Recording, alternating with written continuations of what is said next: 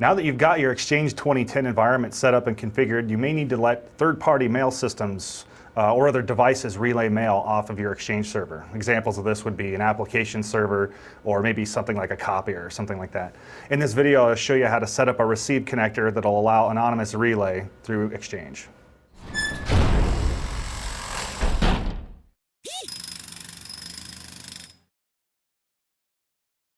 I'm going to go into the Exchange Management Console here, and you'll see that under Server Configuration, Hub Transport, I've got a single mail server, and I've got my default connectors in here. And just to illustrate this, I'm going to test relaying a message through Exchange from an external source. So this machine that I'm sitting on here is actually a Windows 7 machine. The Exchange server I'm connected to remotely with the tools. And I'm going to bring up PowerShell just to test this, but I could use a mail client of some kind to do this. But I just want to test real quick what would happen if I try to relay mail through Exchange. So I'm going to use the send mail message commandlet in PowerShell, and I'll just try to send something to the administrator from PowerShell at uclabs.internal. And we'll just do a subject test. Body test, and my SMTP server will be the actual Exchange server, so mail. If I hit enter, what I should get back is a big red error telling me that this is not allowed, or unauthenticated relay is not permitted. And there we go. So secure connection or client was not authenticated.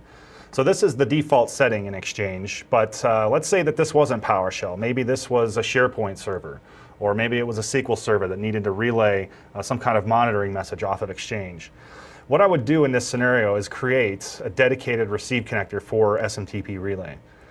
So this is going to be a server-specific item. So on every transport server, you'd have to create this receive connector, but I've just got the one in my environment. What I'm going to do here is you'll see over in the Actions pane, New Receive Connector, or I could right-click down here. But basically, I'm going to go through this New Receive Connector wizard. I'm going to say, this one's a relay connector.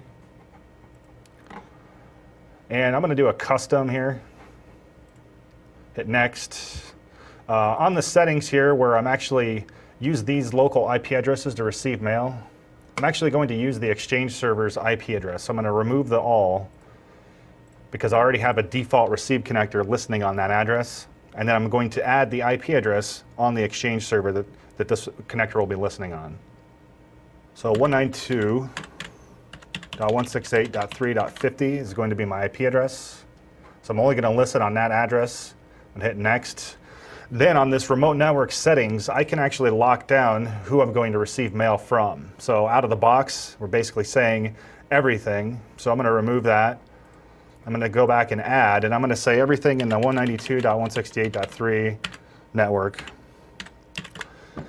So I probably would want to do specific server addresses here, or from third-party devices they're going to be relaying, but I'm going to do the entire subnet that I'm in just for ease of use. So I'll go ahead and say OK, hit Next, New.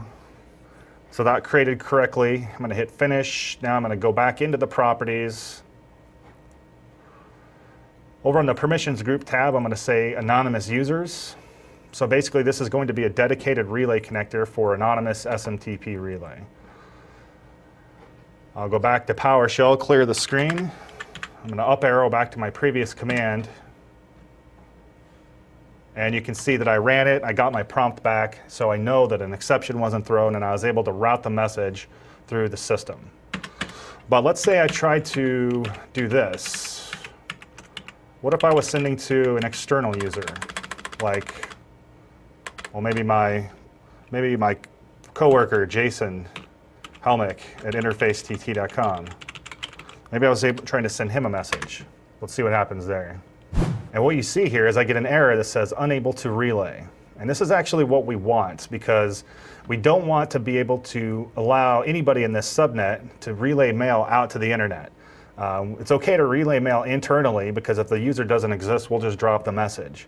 But we don't want to open this connector up so that any box in this subnet can go ahead and relay out to the internet unless we're kind of tightly controlling that.